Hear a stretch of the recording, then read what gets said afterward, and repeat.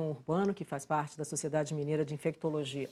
Boa tarde, doutor. Boa tarde. São 4, né, os vírus que circulam pelo mundo, os 4 já estão no Brasil. Eles têm a mesma característica ou um pode ser mais perigoso do que o outro? Não, eles têm uma característica muito parecida no que se refere à capacidade de causar doença.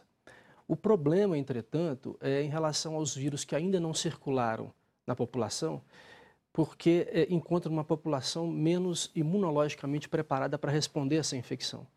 Então, é o caso do tipo 4, que não circula há muito tempo na nossa região, entra agora e pega uma população sem anticorpos específicos para combatê-lo. Então, a possibilidade de dar epidemias é maior e a possibilidade de causar infecções mais graves também é maior. Que tipo de infecções, doutora, assim, seria? A dengue é uma doença que tem um espectro de sintomas muito variável. Tem casos que nem sintomas dão e tem casos que pode levar, inclusive, ao óbito.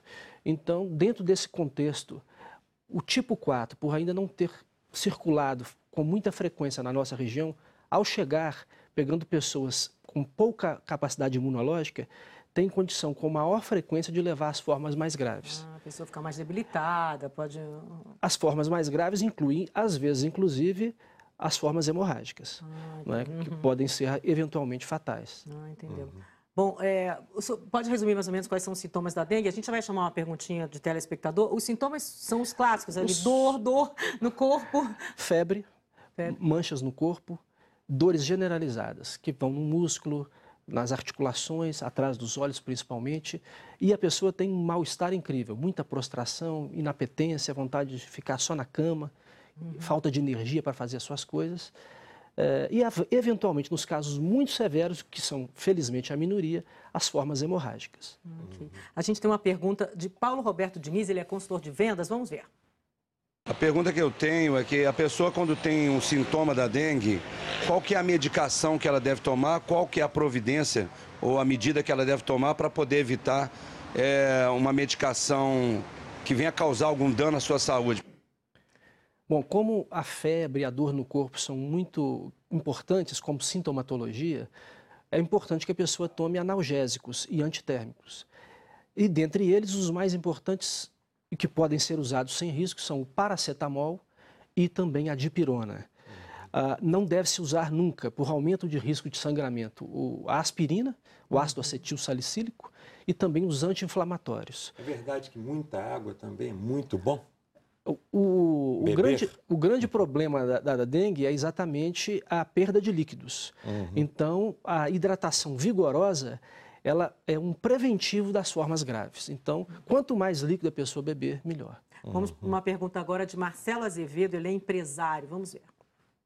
A minha dúvida é se a pessoa que já teve dengue, a segunda vez já tem a dengue hemorrágica. Essa é perigosa, doutor? Essa é uma pergunta que é boa de ser esclarecida, porque, embora um segundo episódio de dengue por um segundo tipo, já que o primeiro nunca mais causa problemas pela imunidade desenvolvida, pode realmente aumentar as chances das formas graves.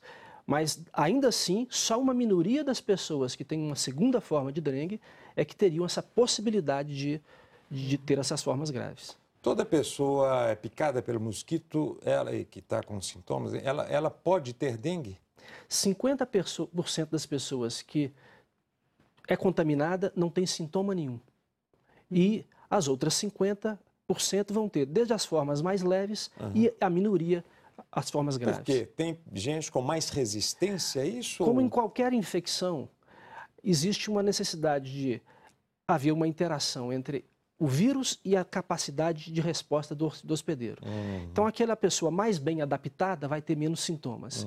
E as menos adaptadas, o contrário. Só que não tem como nós prevermos quem vai desenvolver a forma mais leve ou a forma mais grave, porque é um conteúdo genético que nós não conhecemos bem.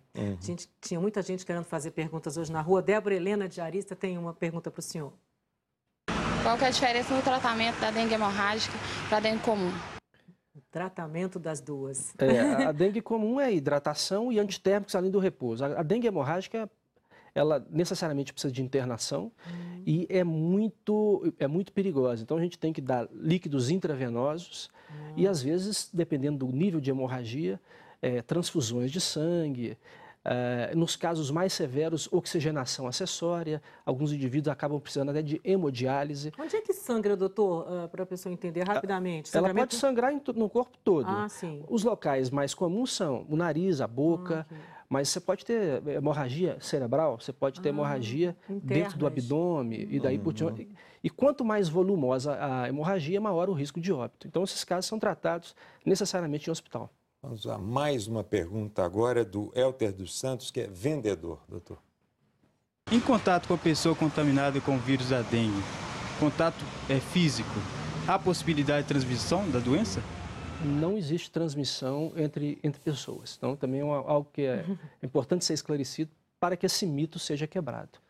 E muita gente fica com muita mancha, né, doutora? E às vezes a pessoa, né, pode achar que pode. Isso não existe, é a picada. É ao contrário da gripe, né?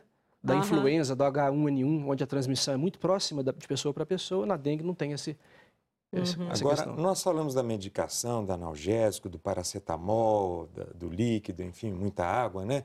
Mas procurar um médico é fundamental.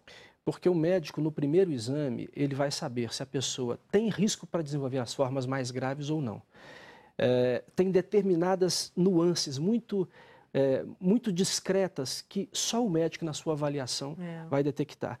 Infelizmente, isso faz com que as pessoas não possam ficar em casa. Tem que ficar lá na fila, né, doutor? Infelizmente, que a gente está vendo em todos os hospitais Super privados, lotados, públicos, então tem que ficar mesmo esperando, Pelo menos para um doutor. exame inicial. Se tiver tudo bem, o médico não achar aqueles detalhes que indicam formas graves, ele pode ir para casa. Ok. Para terminar, aspirina, nem pensar, né, doutor? Aspirina é que não pode, gente. E antibiótico também não. Antibiótico não tem ação nenhuma e ainda pode causar problemas. Quer dizer, todos os analgésicos que têm acetil salicílico, não? Nenhum e nem anti-inflamatórios. Muito obrigado ao senhor, viu? Eu que agradeço. Obrigada, boa tarde. Boa tarde.